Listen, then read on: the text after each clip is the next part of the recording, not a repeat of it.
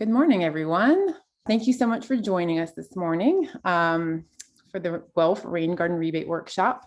A big thank you to the City of Guelph for making this program possible, and as well as the workshop we're having right now.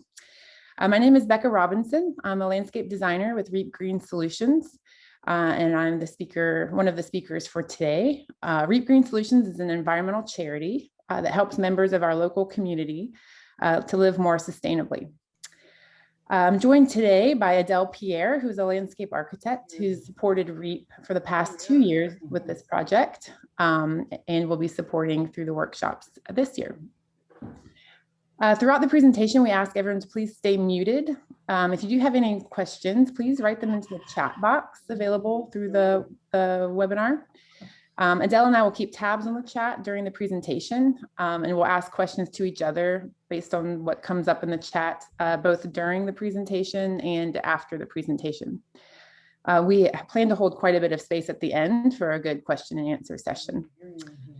The chat can also be used as a place to mention any additional resources you may have that you think are worth sharing with the whole group. For example, if you know or are a landscape contractor experienced in this kind of work, you're welcome to share that type of information in the chat, and we can take record of it as well. We are also joined this morning by Nick Assad, who will be this year's rain garden coach, who will be visiting you hopefully at your property to help you along the way designing and building a rain garden.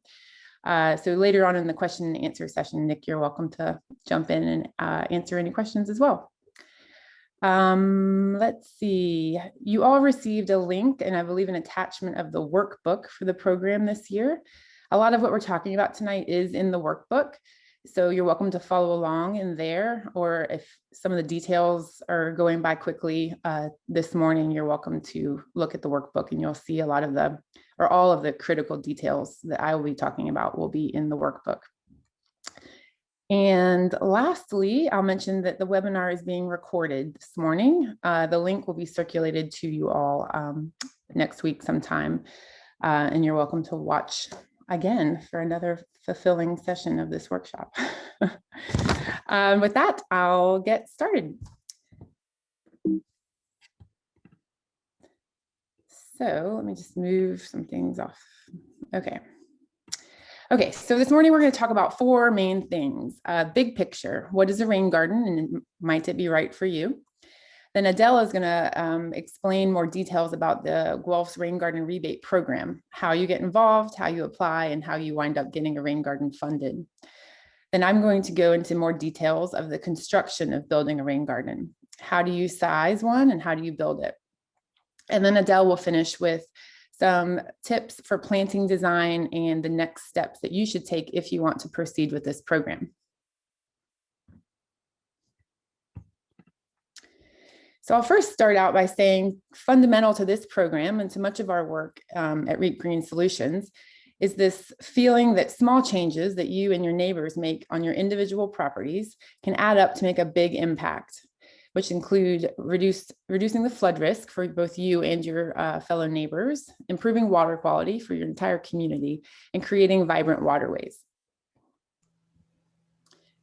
So you can see on the left here, a typical path of stormwater in a residential area is rainwater falls on a roof. It most often flows out of a downspout and onto a hard surface or turf, so grass, lawn, a driveway, or sidewalk.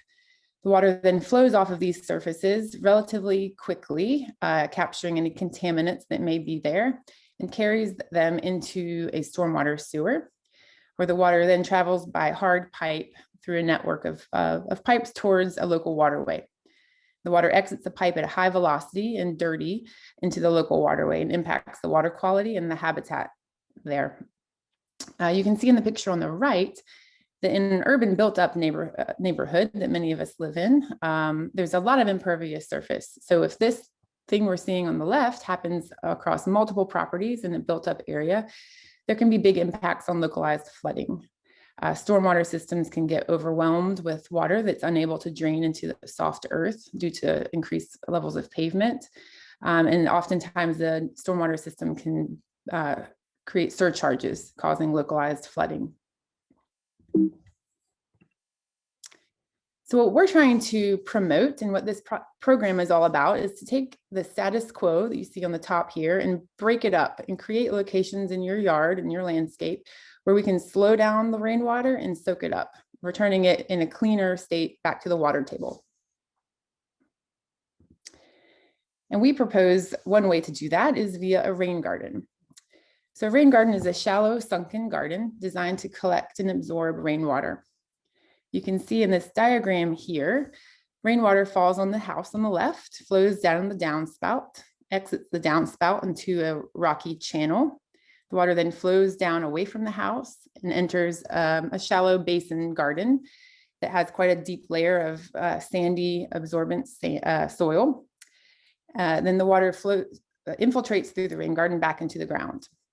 Any additional water that may not be captured in the rain garden then overflows from the rain garden away from the house and continues the path towards a stormwater or storm drain or a naturalized area where it can infiltrate. Here's an example of a residential garden that we designed and built in Kitchener. On the left, you can see the before picture. The house had a downspout on the right-hand side that was emptying right into the lawn. So grass is pretty impervious relative to naturalized plantings. It's not quite as impervious as concrete, but it's not that far off. So much of the rainwater from this house was flowing onto the grass and then going towards the pickup truck in the driveway there, which is the neighbor's driveway, or flowing over the lawn towards the sidewalk and into the municipal storm sewer. Unfortunately, this big tree in their yard died, but the homeowners took that as an opportunity to tear out the stump and create a rain garden and naturalized landscape on that whole grassy section of their yard. So you can see in the right now that downspout empties water into a rocky swale that we created. We built up the earth on either side of that swale to prevent any water from flowing towards the neighbor's house or towards their private sidewalk. The water then flows through that channel into a basin, which is the rain garden. That rain garden contains about 60 centimeters of sandy soil that we put there. And any excess water that isn't captured in that bowl overflows and exits the garden away from the house through the rocky channel that you see at the bottom of the photo. So what I've just described there are the key components of a rain garden, and I'm going to go into a little bit more detail of each of those components. All of these are vital for you to have in your rain garden for this program. And so this is a good opportunity to determine if and where on your property is a suitable location for a rain garden. So kind of the key first criteria you need to meet are the location and topography criteria for a rain garden. We recommend that you build a rain garden at least 10 feet away from any building foundation or any underground footings that you may have, that in an outbuilding, a garage, a pool, something like that. A rain garden needs to be located downslope from a downspout. So you want the water to flow naturally away from your house towards the rain garden. You want to build a rain garden on a relatively flat area, so 1 to 5% slope. Your workbook has a detailed methodology for how to calculate the slope of your yard. So if you're not sure, you can check that out in the workbook. You want to build a rain garden away from any mature trees and underground utilities. So as you can see in some of these diagrams, and I'll show you some photos of real projects later, a rain garden requires you to dig a large basin that can be up to 85 centimeters deep. You do fill it back in, so the finished product's quite a bit shallower. But in order to dig down 85 centimeters into the earth, you need to make sure you don't have any underground utilities in that area that would be impacted. And you don't want to do that under a mature tree because you could impact the root system and ultimately harm the tree. Trees are fantastic stormwater management tools as well, so we certainly don't want to impact those. And lastly, you would like your rain garden to be slightly uphill from an area that's suitable to direct any overflow. So we'll walk you through a method for sizing your rain garden so that the majority of rain events we have in this area will be captured in your rain garden. But we're seeing more intense storms. We're seeing early thaw events every year, and that will likely be increasing due to climate change. So we want to make sure in the event of a really heavy rain that we're not having the rain garden fill up and back up towards your house. You always want to make sure that the rain garden, if it reaches its capacity, has an area where it can overflow away from your house.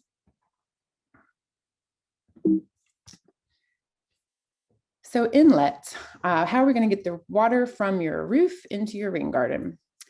So often the water flows right off your roof into a downspout, and there's a few different ways to get it from your downspout to a rain garden. And like I mentioned before, we want that to be about 10 feet from your house. So you likely, or often you won't want your downspout extending 10 feet across your lawn. So we'll look at a couple of different ways to get it from point A to point B. So the easiest, least tech way of doing it is above ground. The example I showed earlier just showed kind of a rocky channel or a swale that carried water from the end of the downspout towards the rain garden.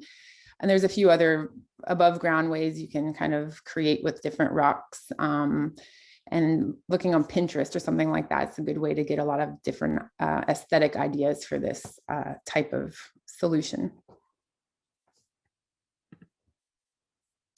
A more complicated way, but sometimes necessary, is getting water from the downspout to your rain garden below ground. So often people want to have a flat walking area around their house and not have require anyone to step over a downspout or step over a swale. So they prefer to put the water exiting the downspout into pipes and channel it underground towards the rain garden. So you can see here is an example on the left of a homeowner who attached a pipe to the bottom of their downspout. As well, they created an overflow from their rain barrel, channeled those pipes underground into their rain garden, and then backfilled over it. You can see on the right, barely in the corner, there's like a stepping stone path that's over that area now. And then they built the earth up from there and created the rain garden in the yard. So while it looks pretty messy on the left, the final product on the right looks nice and tidy. This homeowner was a person who participated in this program last year, who also did underground piping. They extended their downspout far from their house and attached a pipe directly to the end, channeled the pipe underground into their basin that they dug for the rain garden. And rather than backfilling with soil on top of the pipe, they just backfilled with river rock. So this could be a good strategy if you anticipate wanting to clean out or check that pipe. Removing river rock to adjust the pipe would be a lot easier than the previous example where she backfilled a lot of soil on top of it and planted it and things like that.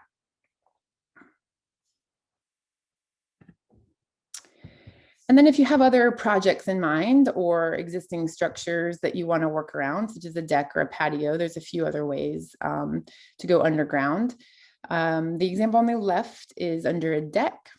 You can see the water just drops out of the downspout into a drain receptor that's covered with a grate to prevent leaf litter or animals from accessing the pipe. Prior to building the deck, this is my house, or my old house, we channeled the pipes underneath the deck that was planned out into the yard, and then the pipe emptied water into a rain garden that was built. And then we just built a deck on top of those pipes. So that enabled us to get the water far enough from our house to infiltrate in a rain garden, but didn't prevent us from building the deck right off the back door the way we wanted to. And similarly, the project on the right, we built for a homeowner who really wanted to put a new walking path from the street to her house, but had a downspout you can see kind of on the pillar of their porch. So we created this sidewalk with unit pavers, but we left a little notch in the top right corner of the pathway so water could fall from the downspout again into a drain receptor with a grate similar to the one on the left, and then carried the water in a hard-walled PVC pipe underneath the walking path and into a rain garden that was subsequently built after this picture. So we recommend having a break between the downspout and the pipe that's carrying it underground. You don't have to do that. And there's lots of examples where people just attach a corrugated pipe right to the downspout. But I like to have a break in case there's something going on with your downspout, or if you need to adjust the pipe underground. It gives you a little more flexibility to access one or the other of those without having to tear apart both. And similarly, we recommend that you use hard, smooth-walled PVC pipes rather than corrugated, just because you can control the slope of those pipes a bit easier and prevent them from being crushed Sometimes corrugated pipes can get crushed if you put heavier things on top. So just a couple of tips to keep in mind. So outlet, as I mentioned before, is an important factor or important feature of a rain garden. In the event that the rain garden reaches its capacity during a heavy rain and needs to overflow, we want to always make sure it has a spot to overflow that's not the inlet. Most often, outlets are just a little buildup of rocks in an area that's between, well, what we call a berm, a notch in the berm. So most rain gardens wind up having a bit of built up earth around them because they're basins and there's earth that's higher than the basin, obviously, around it. The outlet just needs to be a little notch in that basin so that water can come out away from the inlet. And most often we line the outlet with rocks and the inlet, as you see in the picture on the right and the left. And the rocks in this case just work to slow the water down, allow for any chunky type of contaminants or particulate matter to fall out of the water before it flows into the rain garden. We got a lot of questions about the rocks in the last workshop. They're not required by any means. It's just a handy way to slow down water and to prevent any washout when the water is coming out of the downspout quickly and into the rain garden.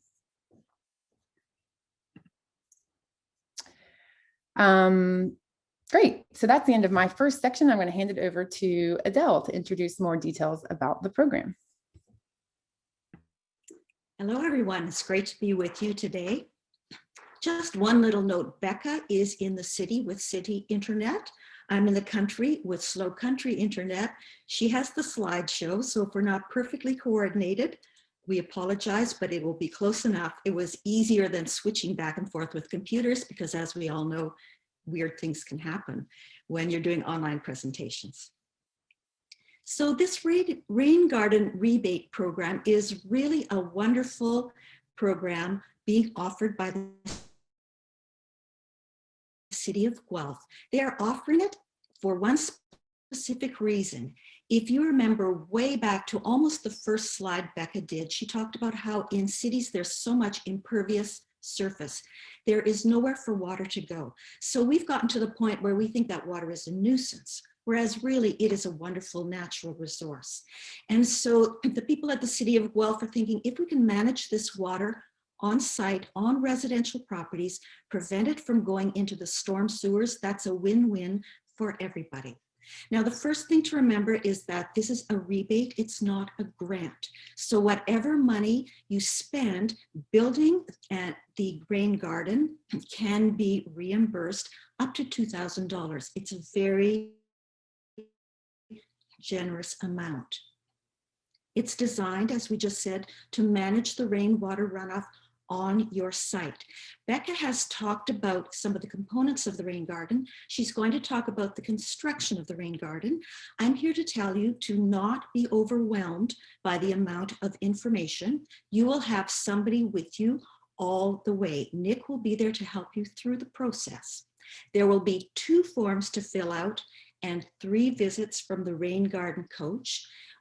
If you, at the end of this presentation, you'll receive an email asking if you're interested in having the rain coach come. If you respond and say yes, you'll get a pre-approval form. The rain coach will come out and discuss it with you, and then there'll be an interim visit in the middle if you want, and then a final visit.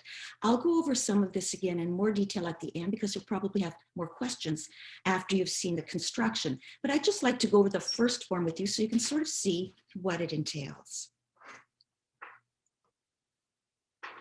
So this is the first half of the first form. This is the pre-approval application form. We used to fill it out in hard copy with the rain coach on site, but due to COVID, it's all digital. Nonetheless, Nick will help you to fill this out. So there's some personal information up there at the top, just about your property, your utilities account number. That always sent people for a loop. So just be aware that they'll want that information. They'll want to know if you are in fact the homeowner. They'll want to know if you're, and this is just pure curiosity, are you using any stormwater management practices at this point? And then the next 4 squares are what the rain coach is going to help you with. So I'm just going to show you now one that has been filled in from another property.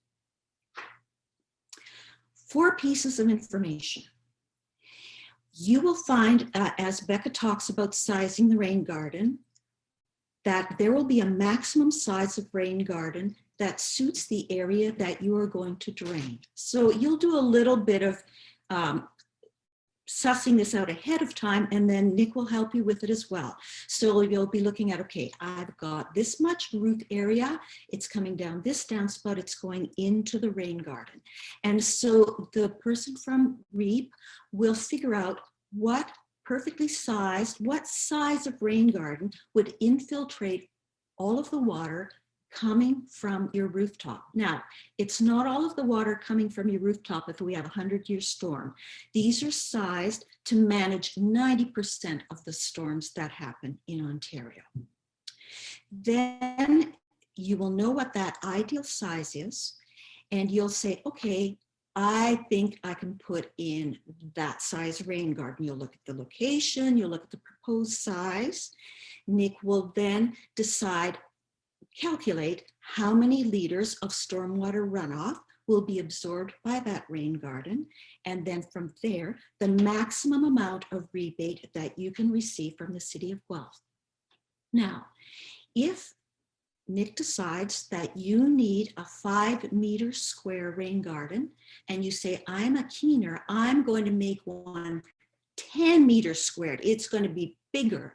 Well, it's not going to take any more water. You've still got that drain pipe going into that garden. So you're still infiltrating the same amount of water. So the rebate would be for a 5-meter square garden.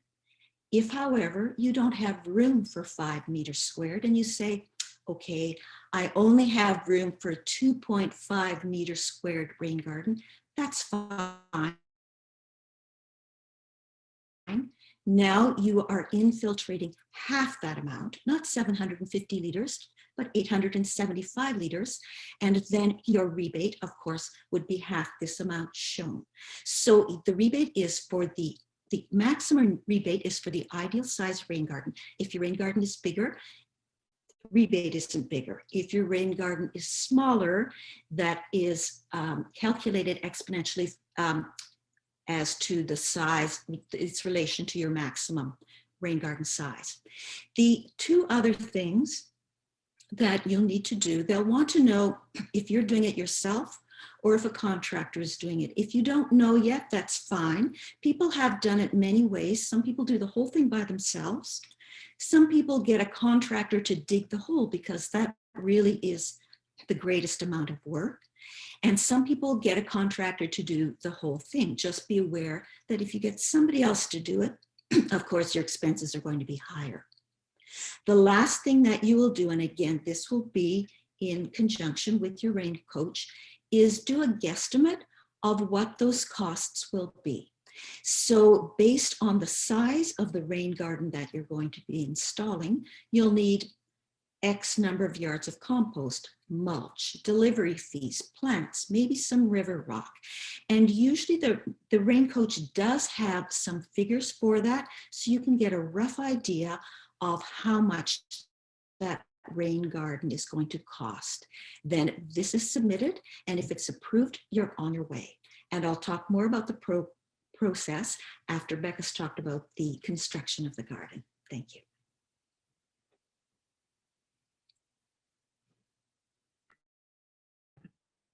All right, thanks, Adele.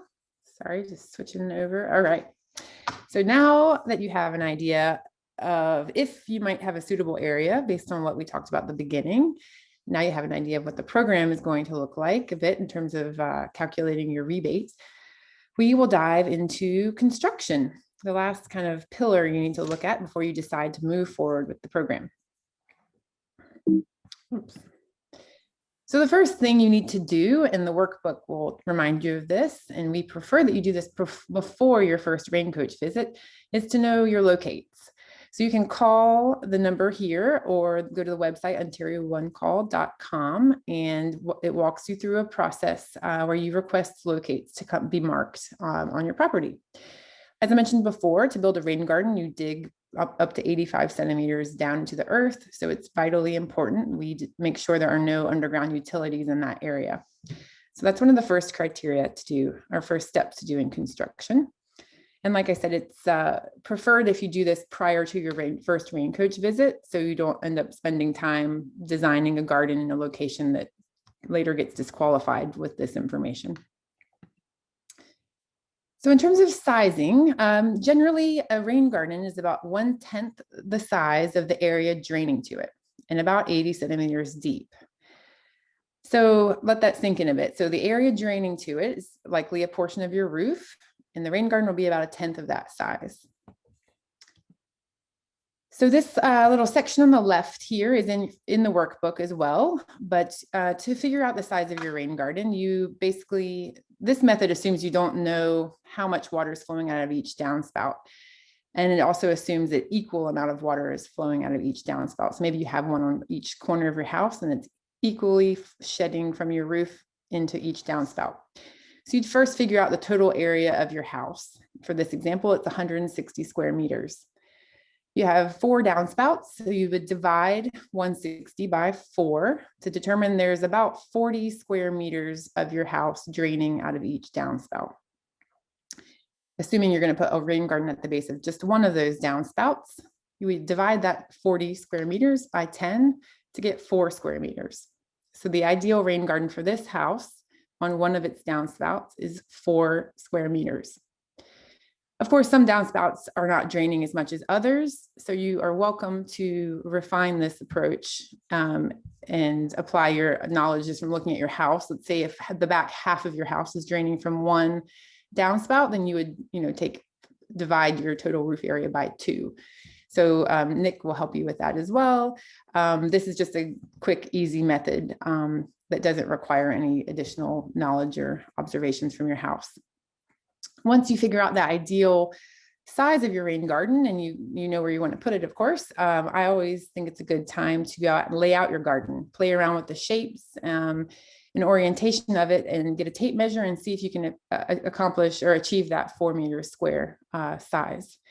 So I think, I like to use a garden hose to lay out my garden. It holds curves really well, and it's easy to move around and adjust, stretch it out or shrink it depending on the size you get. So I did this for my yard, and I used other random stuff for my garage to show where I'd like the inlet and the outlet. And I also marked some areas where I anticipate building up the earth to make sure that the water does flow into the inlet and out through the outlet. So something like this in your yard prior to the arrival of the rain garden coach would be pretty helpful. You would have already determined your locates, and you would have already sort of roughly calculated the size of your rain garden. And then if you could lay it out like this or something similar, it would give the rain garden coach a good jumping off point to get into more detailed conversations with you about how this is going to look and work.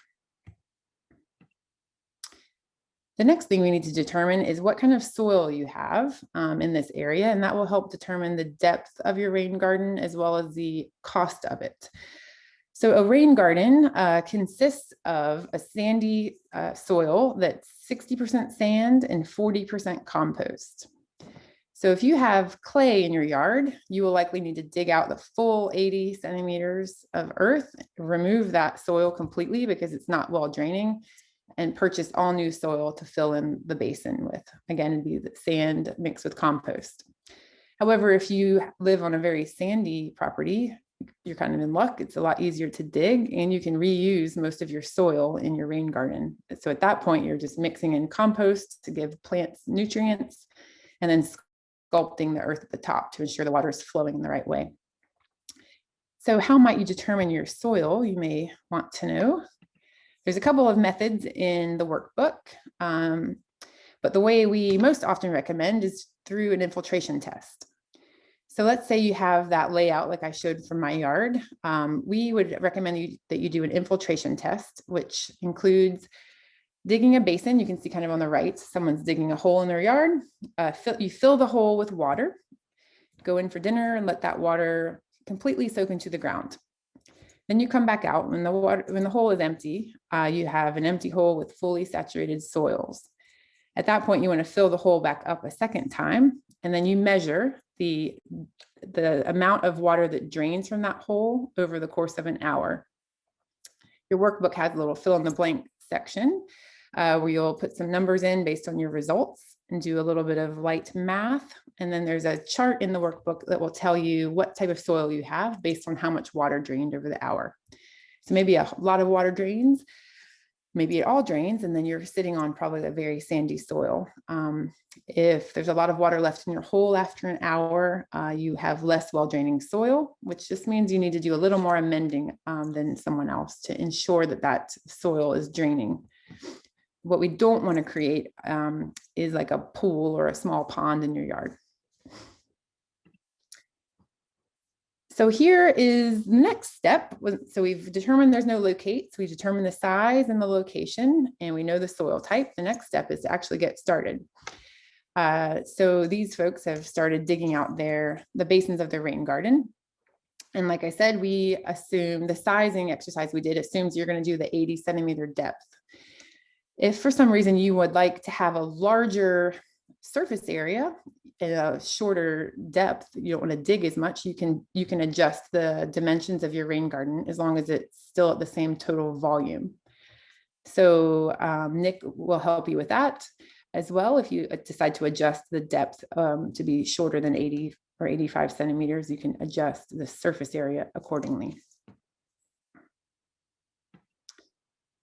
So I've sort of mentioned this before, but as you dig out your rain garden basin, it's important to know where you're going to put the extra soil. This is something I didn't always think about at first when I was doing home visits with people. And sometimes people would end up having these huge piles of soil and we hadn't really thought of what to do with it. So it's good to have a place in mind of where you want to put it. And very often a rain garden has beautiful berms on either side of it. They're useful to help sculpt the topography to control the flow of water. B, it's just a handy place to put the soil that's not far from where you're digging it. So you may want to consider having a larger footprint of your garden. The rain garden would stay the same size, but maybe the total footprint of your project is larger, so you can incorporate some planted berms or things like that around it. So you can see the red lines here is where we created the berms, and also use that to help make sure that the inlet and the outlet were going to function properly. Once you've achieved the full depth of your rain garden, you can now backfill it with your rain garden soil. So depending on where you get your soil, you can have it mixed at a landscape contracting or landscape supply place. They can deliver it fully mixed, 60% sand, 40% compost. If you're going to buy bags of material from like a big box hardware store or garden center, you may be mixing it yourself. So this project here, we were mixing it ourselves. We had a load of sand dumped, and then we just mixed in compost, kind of eyeballing the quantities. So a little more than half sand, a little less than half compost. And then we mixed it up in the wheelbarrow and dumped it in. This will be very loose soil when you install it, of course, because it's freshly dumped on your yard. So we recommend that you lay 20 centimeter layers at a time and tamp it down in between. So you can lightly tamp it with the back of a rake or your shoes. If you have kids, let them go in there and kind of stomp around a little bit and tamp down each layer as you build up. And that will prevent a situation where you create a beautiful rain garden, you plant it, it rains heavily, and then the thing's like a foot lower than you were anticipating. But you do want to avoid compacting the soil. So it's just a light kind of padding in between the layers, not a full compaction or anything. So you can see here, folks mixing sand and compost into the rain garden basin. And then if you're choosing an inlet or an outlet that have river rock, now is a good time to sculpt the topography of those features. So again, making sure that it's sloped towards your feature at 2%. So a light slope, but definitely away from your house. We recommend that you line those with landscape fabric. So not pond liner, but landscape fabric that will let water soak through. And then apply your river rock. If you don't like the idea of doing river rock, you can always do a thick planting in that area of like grasses or something that would help pull out some of those chunks of leaves or other things that might be flowing towards your garden. So again, now in this step, we are applying topsoil to the areas around the rain garden basin. So we put in our rain garden soil into the basin, and then we're just going to add some topsoil to the berms we created on the outside of it, just to ensure that the plants we put there are going to be happy and healthy. And then we recommend that you apply about a 10-centimeter layer of wood chips. So for this, we recommend undyed, natural shredded wood chips, something that's kind of a fine shred that will bind together. If you end up using nuggets or something chunkier, they have the tendency to float in the water when during a rain event, and could then flow out of your garden if it reaches capacity and goes out the outlet. And so you don't really want the wood chips floating up and down, nor do you want them floating away. So for this, we use a composted pine mulch that had been aged for several years. So it was really lovely and dark and full of nice organic matter, which helped the new plants survive their first couple of summers. And then we use the native plant plugs.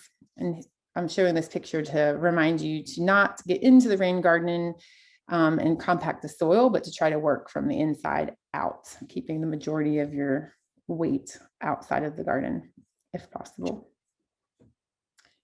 And that is the last step prior to the very important step of adding the plants. And so I will turn it back over to Adele to talk about that. While we're transitioning our cameras and mics and things, feel free to ask any questions, throw them in the chat, and we're happy to answer questions now, or we can wait till the end.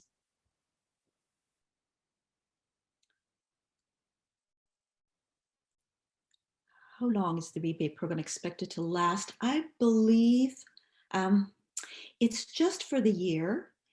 They fill up very quickly. So I know the last 2 years, there was a waiting list. So you should get your application in as soon as possible. And I believe the garden has to be installed by the end of November of this year. Yes, so a little difference between the last year and this year is that the 60-day timeline is back in play. So when you receive, let's say you fill out your application with all the details of your garden that you've worked on with the rain coach, the City of Guelph will then look at that and approve it. And from receipt of approval from the city to go forward, you have 60 days to build your rain garden. And during that time, I didn't know that.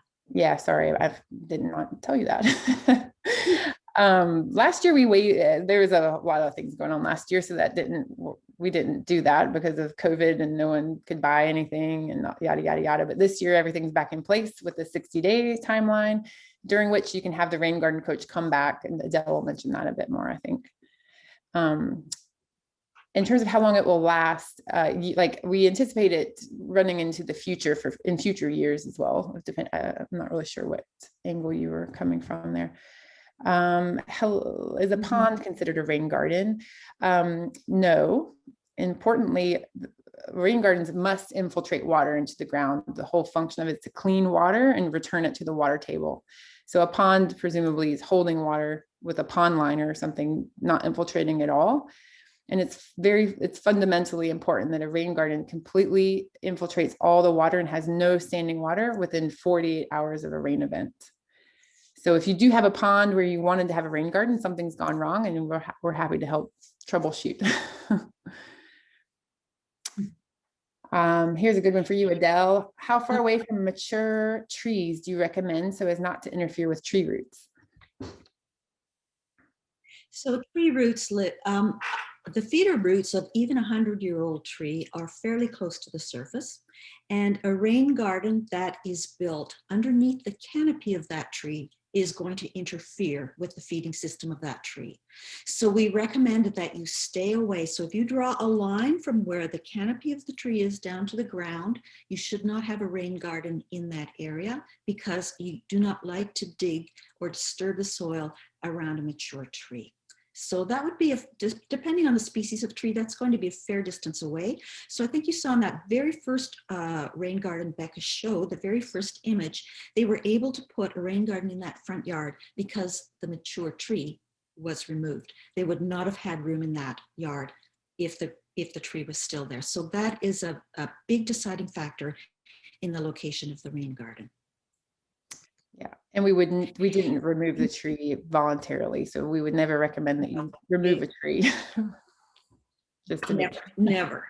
It was because it was in distress or failing or dead. Yeah.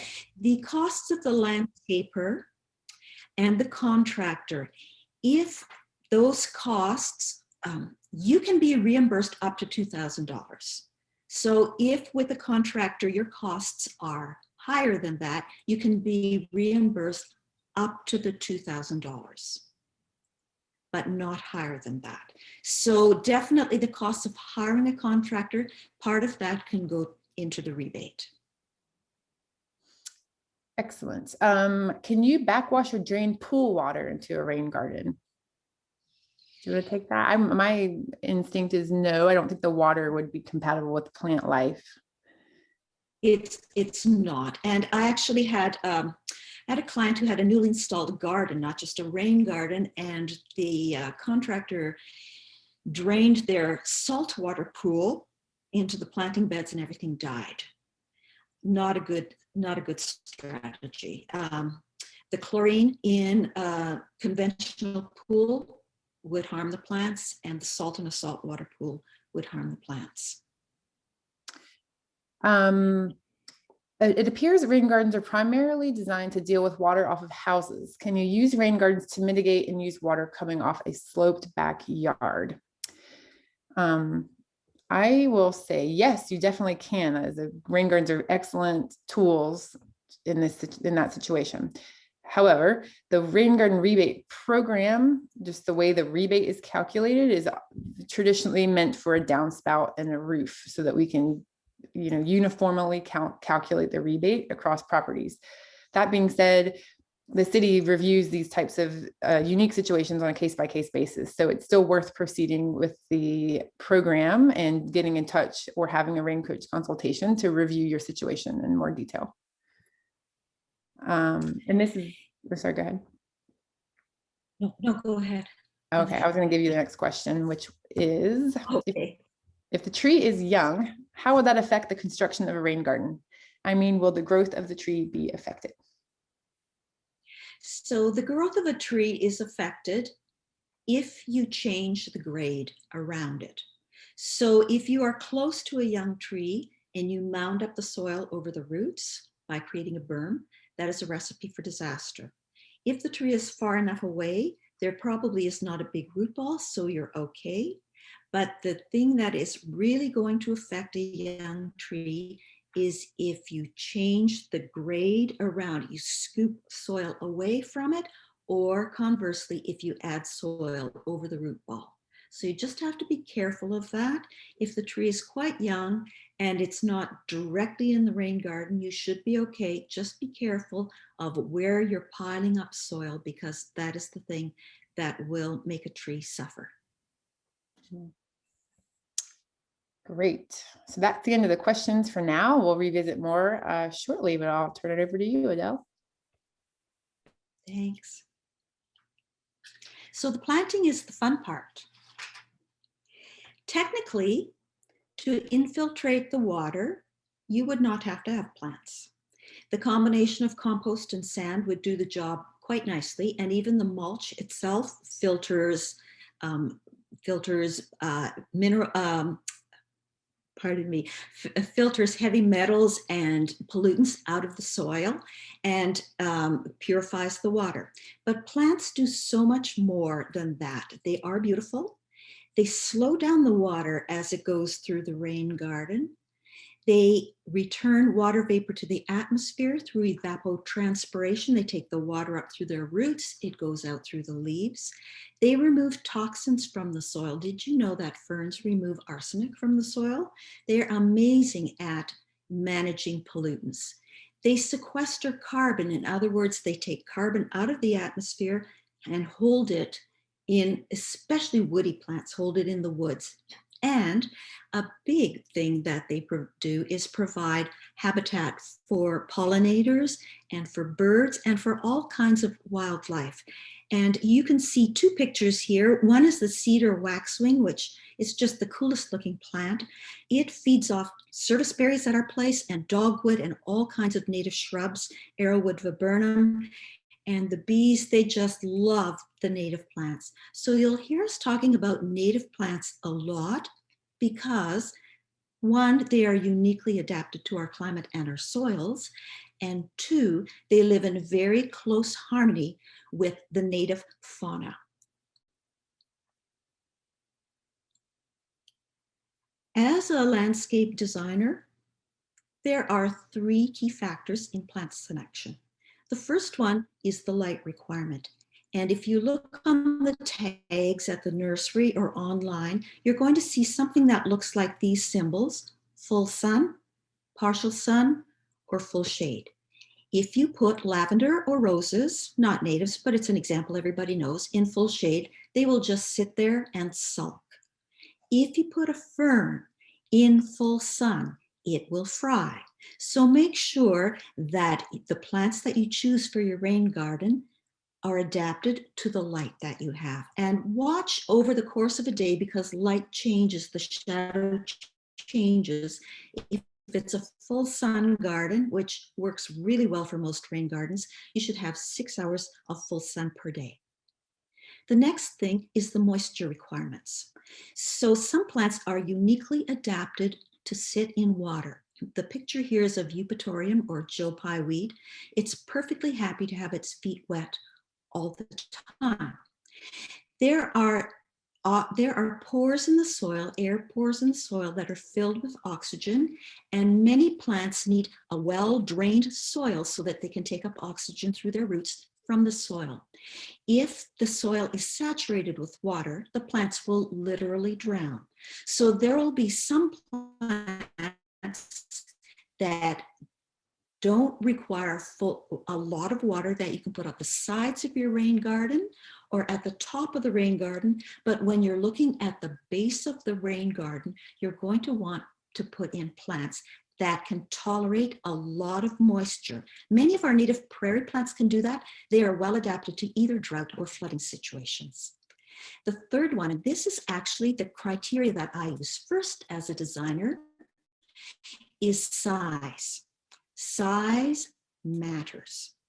We have all seen an instance where somebody put in a cute little spruce tree and it was only 2 feet high, and within a couple of years, it eats the house. Make sure you read the tags and see what the mature size will be. You'll look at, I'm just going to use a word, botanical name, Picea glauca, which is a white spruce. And right next to it, you'll see something called Picea glauca nana. And you'll say, what's the difference? Except the one called nana is 3 times more expensive. It's called nana because it doesn't grow fast. It's little and tiny and will stay compact. It's the difference between a 50-foot shrub tree and a 3-foot shrub. So make sure you check the tags for the mature size. Now, this is going to become an issue, not with your perennials and grasses, but it's a huge issue with the shrubs. Shrubs are great because they provide a good focal point in the garden. They have flowers, they have fruit, they provide lots of biomass, and they can suck up a lot of water.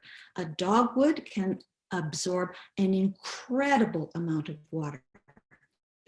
Now, this graphic was taken from a workbook, a planting book that Becca put together a few years ago, and it's wonderful. I'm sure you will have access to it because it shows the name of the plant. It shows whether it thrives in sun, partial shade, or shade. And then there's that little graphic there. If you get the book, B is the basin, S is the side. It shows where it will grow in the rain garden. So I'll just point that out because I'm sure you'll be able to get that from your rain coach. Now you can see the size of these shrubs. Some of them are pretty substantial. and they'll get even bigger. So common elderberry in the bottom right-hand corner says 4 to 8 feet tall. I have one in my garden that is 15 feet tall and 15 feet wide. The red osier dogwood, I cut back to the ground every year and it still grows up to 8 feet. Now, if you've got a small urban property, you're going like, I can't put that in. I don't have room for that. It's going to overgrow everything. Well, don't despair. There are options. These are the native species. We love them. They work well. But a lot of the plant companies know people want to use native species, and so they've been breeding them smaller in size. They may not be quite as compatible with our pollinators and the birds, but they're pretty good. So for instance, here's a dwarf version of the red osier dogwood. Very compact, 2 to 3 feet tall and wide, still has the nice white flowers, the white berries, the spectacular red twigs in the winter, and sucks up water really well. Let's look at another one. Physocarpus, 9-bark. A lot of people don't know about this, but this is a shrub that is incredibly useful. The pollinators love it because if you look at just one of those little clusters, it's got dozens of flowers. The 9-bark grows big and quite gangly, but this is a shrub that has been bred into many, many, many forms. This is called the tiny wine 9-bark, and I think I've put this in every single urban garden I've designed. So you can get the small versions with a purple leaf, with a gold leaf, with a green leaf, with a copper colored leaf. There are many. So the Physocarpus, or the 9-bark, is a great shrub to put in your rain garden. Doesn't care whether it's wet, doesn't care whether it's dry. My husband is a beekeeper. I watch the bees. I have 8 different species of 9-bark, and the bees go to all of them, and the wasps go to all of them. They seem to not discriminate whether it's the native or whether it's the small of cultivar. Another couple of shrubs. This is the winterberry. This is a gorgeous shrub, native shrub, that has to have its feet wet. So this is a perfect one for the rain garden. If you put it in another part of your yard, which is dry, it's just going to sulk. Again, it's a very, very generous size, maybe too big for your rain garden, but a nice variety has been developed called Red Sprite. Just waiting for that.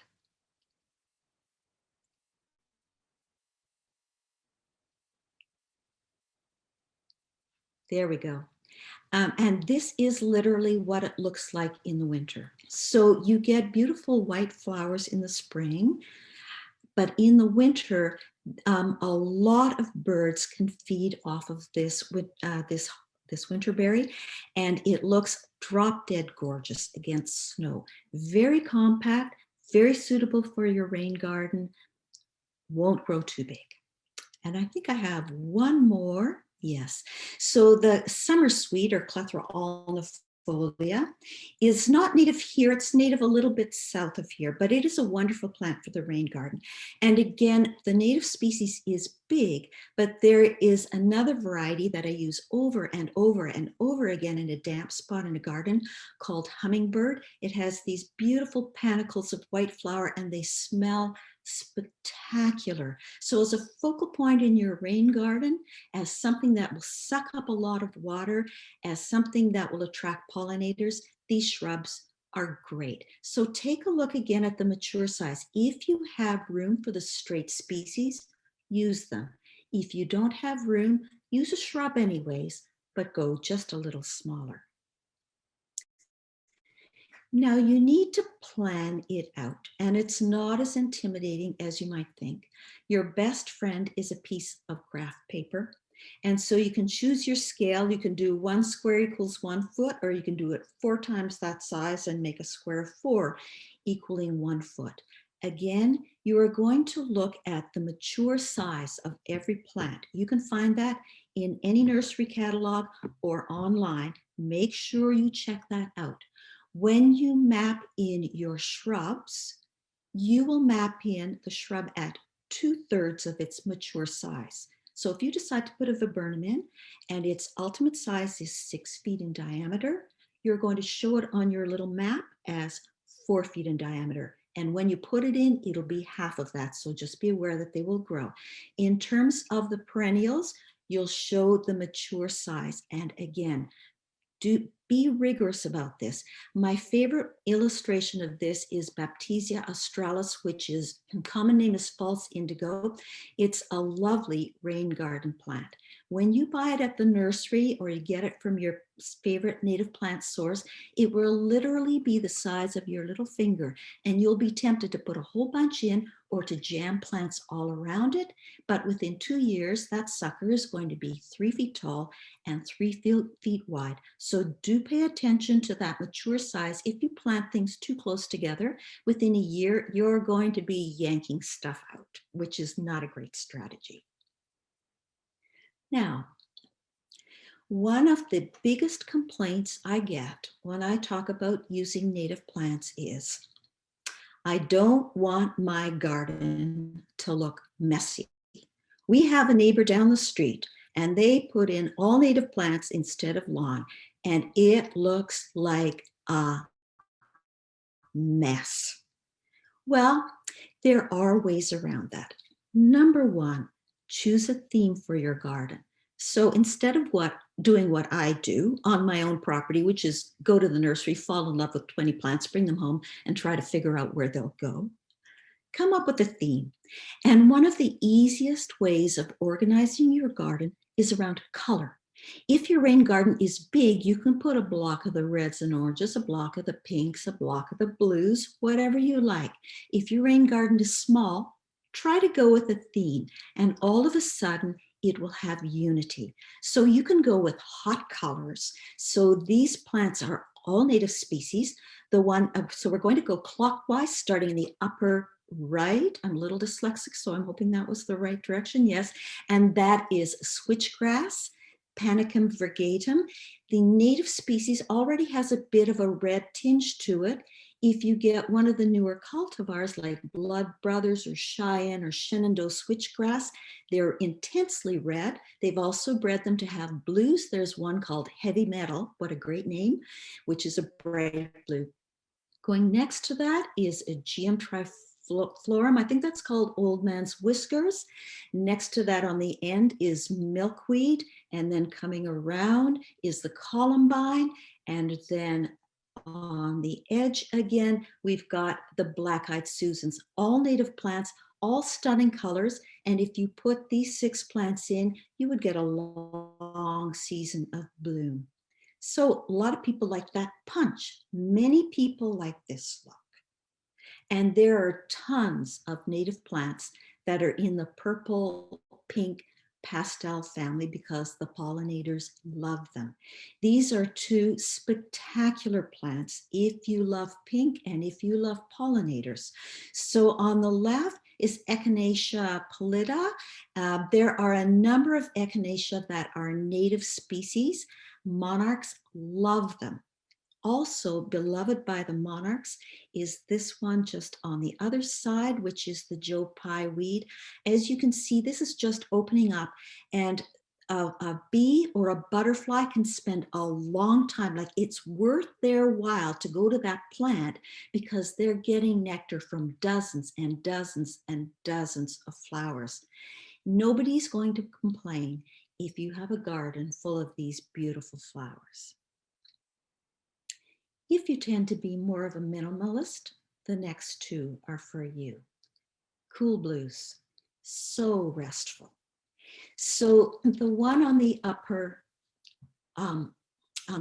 edge is the little blue stem. Again, that's a native grass. It's going to like things a little drier, so that's really going to be on the edge. And then if we're going clockwise, the blue flag iris, very happy with its feet wet all the time. The next one is Agastache funiculum, come on, the common name, anise hyssop. And this is another one that it's a member of the mint family, another one beloved by pollinators, because you can see in that one spike, and there are probably 20 to 30 spikes on each plant, there are tons of flowers for them to feed on.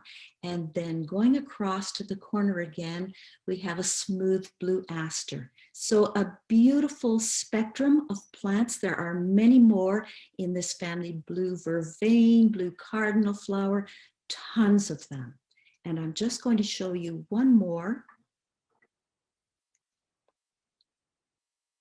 This is if you have a shade garden and or slash you just like the restfulness of greens. We have a couple of different, they're called carex, they look like grasses in here. We have a fern, we have a jack in the pulpit, and we have our native variety of wild ginger. You can have a gorgeous garden with just all of these different textures. And again, this doesn't look weedy because look, we have those thin leaves of the carex, we have the lacy fronds of the ferns, we have the fat leaves of the ginger, and that beautiful, it's not really a flower head, but we're going to call it a flower head of jack in the pulpit.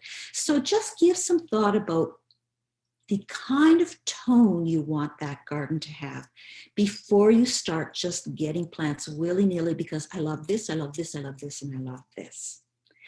The other thing is, on the next graphic, you might want to do something like this. Maybe not as elaborate, but I'll often do this for clients. Winter, spring, summer, autumn.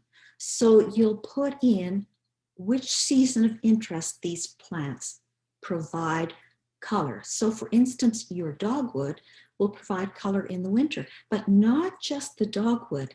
We leave the seed heads on things like the echinacea or the black-eyed Susans or the grasses. And the birds that stick around for the winter feed on that the whole time. So you're going to look at finding a theme for your garden in terms of color. You're going to look at having many seasons of interest. I'm guilty of loving stuff late summer, so I've got nothing in my garden in the spring, which is a really bad advertisement for a landscape designer. I just happen to love those plants. But when you have a small space, think about something that will bloom in spring, something that looks good in summer, autumn, and winter. So make your plan and have fun with it. Now, I'm just going to talk about your next steps.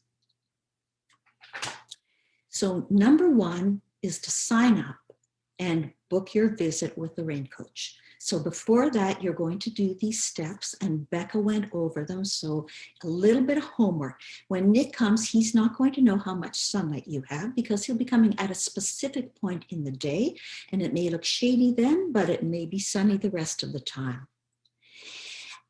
At that visit, you will determine the maximum size of rain garden, the ideal size of rain garden, and you will also discuss with them where that rain garden is going to go, how big it's going to be, and what your possible costs will be, and then that will be submitted. The second visit is optional. Maybe you're very confident in what you're doing and you don't need help. You'll just go straight to the final visit. But I found when I was the Rain Coach, there were two places that people wanted input. So you can get this through an email, through a phone conversation, or a site visit. The first was people weren't sure if the actual evacuation of the soil was right. They wanted to check that the slope of the sides was correct. They wanted to check that the depth was correct. And they wanted to check that the overall size was correct, that there was an inlet, and that there was an outlet. So before they filled it in, they really wanted to confirm that they were on the right track before it was filled in and before it was planted. The second place that I found people wanted help, and this was probably the most, was after they got their plants. They'd given some thought to it. They'd knew the plants that they wanted. They collected them all, and then they looked at it and said, I don't know where to put anything. Would you come and help? So I would come and we would just take a look at them. Well, this does well in the center. This is taller. This is shorter. We can put this here, this here, this here, this here. And so that's a very useful thing. You may know where things go, but just to have confirmation with somebody else is really helpful. The final visit, before the final visit, as you are going through this process, make sure you document it. So take pictures before. Take pictures of your infiltration test. Take pictures of your excavation and how deep it is. Take pictures of filling it in with soil. Take pictures of everything. Collect a sample of that soil because they'll want to see. If you forget to do that, it's not that hard to just root around and get a handful, but just remember, it doesn't need to be a lot. It just needs to be in a small container so that they can see it's a fast draining soil. And collect your receipts. As long as your expense had to do with the construction of the rain garden, and that includes contractor costs, you will be reimbursed up to the amount of $2,000. And Nick will finish that final form. He'll look at it. He'll say, okay, this is the ideal size of the rain garden. This is the size that it is now.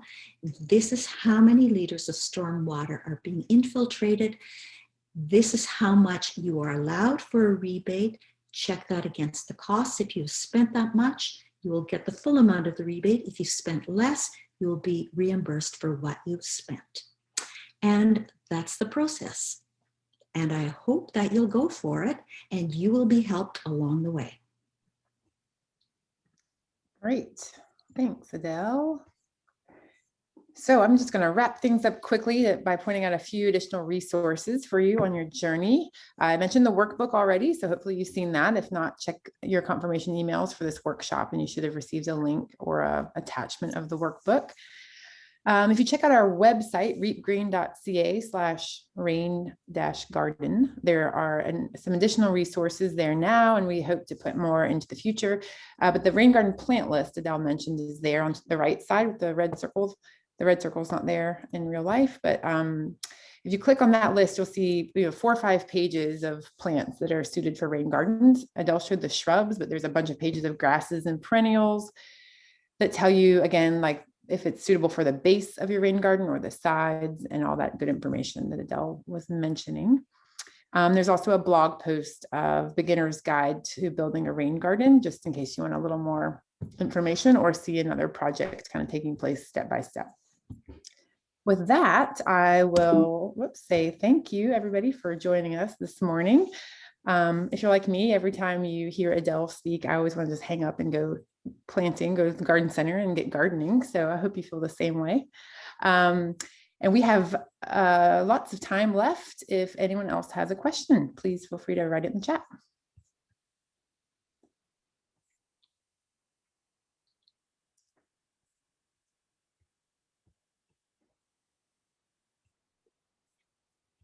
All right. Can you remind me where and how to apply? So at 11:30 a.m., you should have received an email saying, if you like what you're learning during this workshop, please reply to the email with your name, your address, and the best business day phone number to reach you. And someone from our office at Reep will follow up with you next week and call you and book an appointment. We're going to start booking appointments April 7th. And go from there kind of on a first come first serve basis as we hear from people via email, or you're welcome to call the office if you prefer that method. And then the rain coach will come to your house to do the first consult and help you along the way to submit your first the application. Did you have anything to add, Adele? No, that sounds good. Is it an issue to install a rain garden along a fence? You just have to be careful that you do not affect your neighbor's property. anything that you have to do with water, you can never drain onto your neighbor's property. Everything has to happen on your property. So you would have seen some pictures. There are some pictures in the rain garden workbook that show rain gardens that have been installed near a fence, but you would have to be careful that you are bermed up. So what Rebecca had talked about, creating a berm at the edge of the rain garden to hold the water in, make sure that whatever you do, you are not draining onto somebody else's property. That is totally illegal in any municipality. Somebody may be draining onto yours, but you cannot alter anything in your garden to drain onto theirs. So I'd say as long as you're mindful of that and create the berm, you should be fine. I'll add to that saying the pictures just coincidentally in this last slide is a rain garden with a fence. So the side slopes of the rain garden are sloped up. So like the fence posts are not in the base of the rain garden. The earth slopes down from the fence subtly into the rain garden, which you can see like the river rocks is kind of the center line of the rain garden. So yeah, you can get pretty close to a fence, as Adele said. I just wanted to point out. There's an example right there. Is it possible to build part closer than 3 meters from the foundation if it's just the garage? It depends on the depth of the foundation of the garage. And I would say, that is a conservative distance we recommend. Certainly people would do it a little closer, but we're sticking to that recommendation. And most importantly, like the base of your garden. So like if it's tapering on its way back up to the existing grade, like near a little closer than that to the garage, I would say that's okay, but you wouldn't want the basin of the rain garden to be closer than that.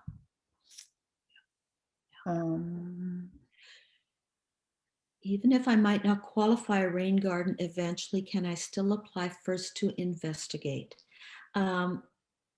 I would say yes. You could, it would depend on why you thought you didn't qualify, but I know that there were instances when I would visit a site and take a look at it, and it really didn't. It was not suitable for a rain garden, but I know the people at City of Guelph said, please take a look anyways. There might be another suggestion that you can make. They might be able to do something else through a Healthy Landscapes program. So I don't know how I feel about that, Becca, but I think it's always worth checking out. Yeah, I agree. If there's something like a major red flag that you just know for sure what we've said today is incompatible with your yard, and Adele just mentioned the Healthy Landscapes program, you could always check that out. But I think if you're not sure, you do think there's a possibility the rain garden could work, then go through our program first, I would say. There are a couple of questions about erosion. A rain garden really, if it's properly constructed, it should not cause erosion because it's a self-contained basin with built-up sides. So you're not running water from your property into the rain garden. Water is coming through the drain pipe into the rain garden. So if you build it as a bowl with the berms, as Rebecca showed in construction, there shouldn't be an issue with erosion on your property. Erosion is just if something is exposed and there's a slope and it's not contained, whereas the rain garden is really like a bowl that holds the water inside of it. And the possible places for erosion would be at the outlet, and that's why it's recommended to put the river rock there or the boulders, because you want to slow the water and filter it before it goes out. Any other thoughts? I guess one other, not to do with that question per se, but building something next to a patio, an existing patio, you just may want to not do the big excavation immediately adjacent to the patio. You may undermine, if you're taking out like a structurally thick soil, like a clay or something, thick isn't the right word, but replacing it with a sandy soil, I wouldn't do that adjacent to a patio unless the patio was designed that way. So you can design a patio to immediately end into a rain garden, but if you haven't designed it that way, you may undermine like the gravel bed or whatever's underneath the patio. So I'd say you can consult with us or another landscape professional for some more detailed tips on how you could pull that off without affecting your patio. One other question we've got here is about like sounds like a rain garden. They were wondering if they could have a visit to potentially revise it. And I would say, like in general, we're looking at new projects with this program. However, sometimes revisions of old projects nearby, like if you're adding onto it, potentially that would be kind of the way to get a rain garden coach to come visit and look at your project and consider how to incorporate previous projects into your new one. But generally, we are not visiting past projects that have been built with this program. This program is not visiting past projects that have built outside of this program, put it that way. Yeah. Also be aware that plants die. Plants die. Look at what has survived and maybe plant more of the same and experiment with some others. We always do our best to match the plant to the site. Doesn't always work. So if a plant is not happy, it will die. So just be aware that that's a natural thing in the course of life. Being on a big property, I plant multiple of one species and I will get the plants from the same place. 5 viburnums, plant them in exactly the same place. One thrives, one does okay, another one dies. So that's part and parcel of gardening, I'm sorry to say. Mm-hmm. Yeah. This question, what would be the size of a rain garden to maximize the rebate? So she get the full $2,000 rebate. How big is your rain garden? And sadly, I don't know if I can do that math right here in front of 40 people. But I can another time and let you know. Do you know, Adele? No, it really depends on the kind of garden that you put in, really, because some people use more river rock, which is more expensive. Some people use fancier plants, which are more expensive. So that's very hard to say. Very hard to say. Your rain coach might be able to help you. I would say at the site visit, when they see your site and they see how much area you are draining, then I think you can make that decision. But sight unseen, that's a very hard one to say. I think like the large, what I would consider a large residential rain garden would hold 3,000 liters.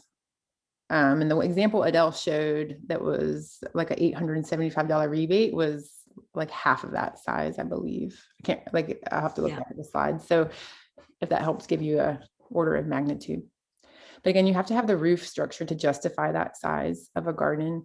The only times I've ever worked with someone who built a huge garden like that was because they kind of had a bad downspout situation where there was too much water really draining out of one downspout, or they were bringing 2 down that were meeting into the rain garden. And you can do that if your topography allows for it. So that would probably be one of the most likely ways you get a really large garden if you're dealing with more than one downspout. Yes. So there's no more questions that I see now. I'll give it a couple seconds maybe for any last questions to come in. Someone mentioned they didn't get the email yet about the visit. So hopefully if that didn't go through, I'll check on that and you'll get it at the latest Monday. But it's just to the registrants of this workshop. So you guys get first dibs. We have held 2 workshops. So everyone who's attended gets first dibs at booking a rain coach consultation before we open it up to others. So fear not. All right, so I don't see any more questions, but like I say, you're welcome to email some or hold them off for your first rain coach consultation in April. And thanks again, everybody, for joining us today.